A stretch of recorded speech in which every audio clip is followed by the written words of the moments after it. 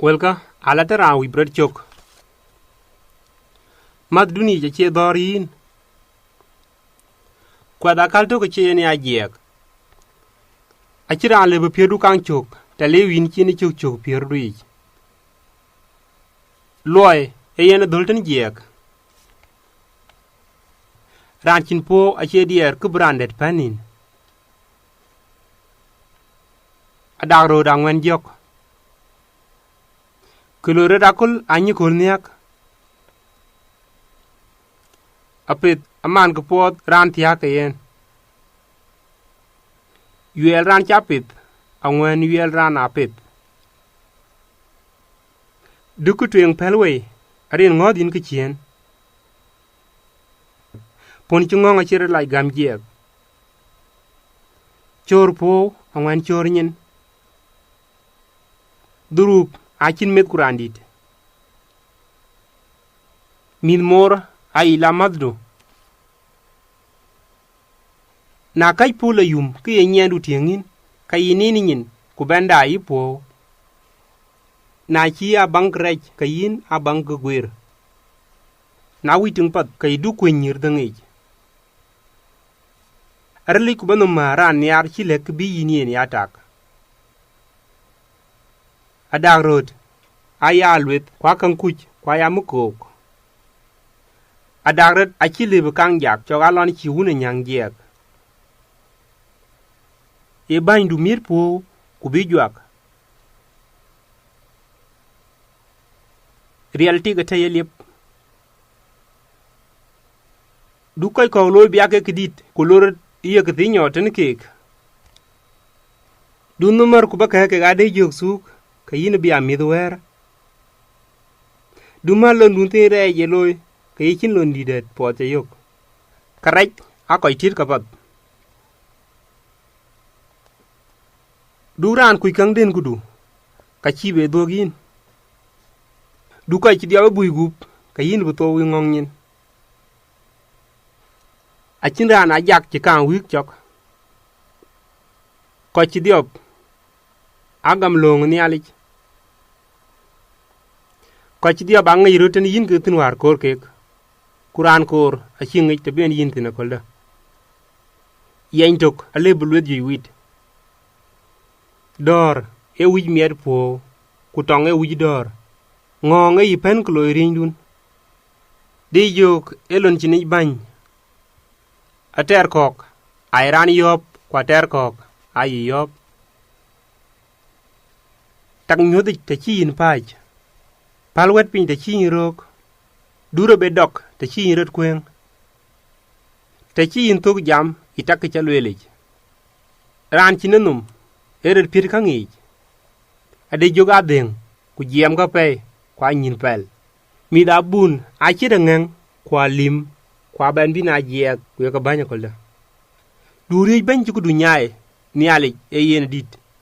Taki jin wet gwa dunum, kong dedik. Taki nyike dang gwa lej, kong niar. Palwer pinteran aterdu, kudunum marien. Taki jin gwa gat, kong tak. Taki jin gwa tak, kong e gwa palping. Taki jin gwa jam, kong yitak. Angwen kubaya lay, talon bini arana dagret. Apap kubaya duany, talon bi choku yap kunagin.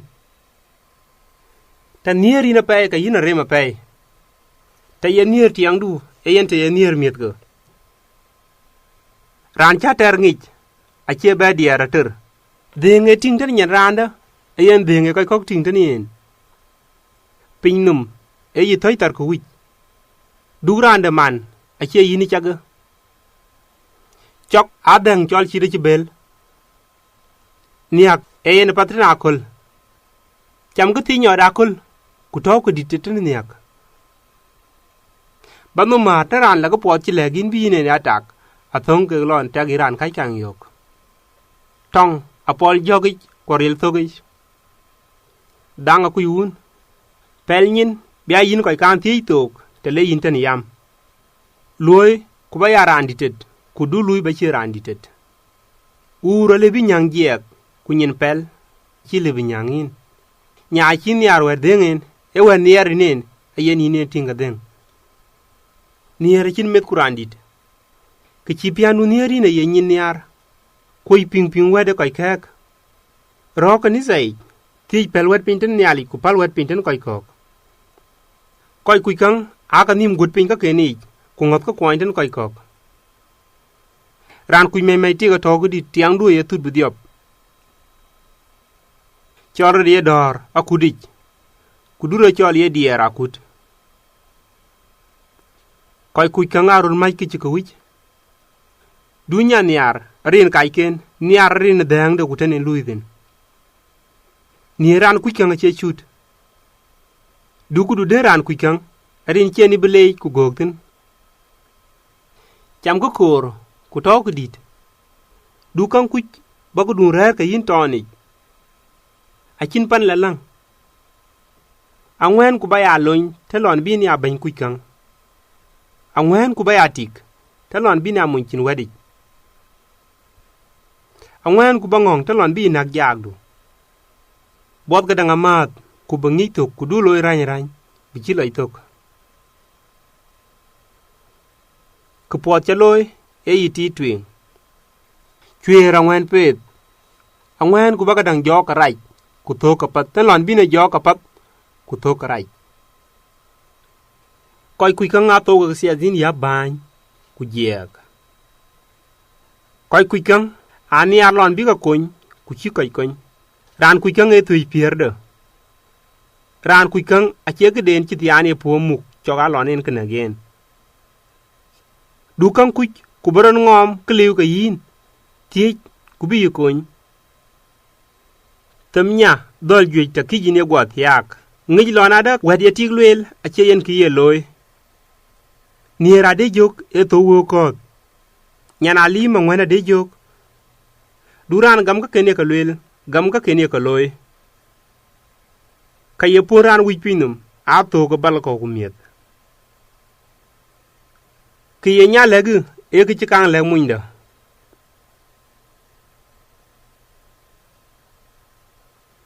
dutar ke gade jok suk ka yine midwer siazin aro lang bi chera ber ta wi ke ga ban kwa chin da man da chi ga ban yok tinin angwen ku baya chwar bai pandun talon bin kai kunok ran kuikang e gege choldit tan ke chiriya chere be do chen ran pelnyin e pyu kire chere lo yeni ran kuikang e wer chole let kid ran a wele ka lwele tok piat kok ere jok raj lum a che dier krai belwel